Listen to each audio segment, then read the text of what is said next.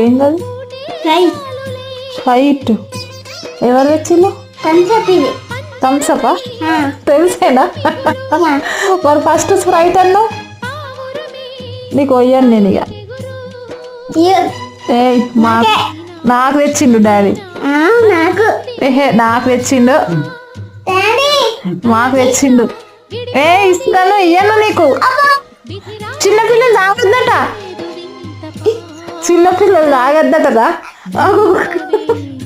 ఇగో నాది. అమ్మ అది ఇయ్యి ఒకసారి, నాకు ఇయ్యు.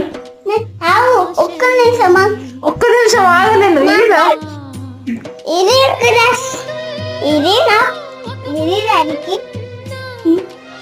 నువ్వు ఓపెన్ చేయి, నేను చూస్తా.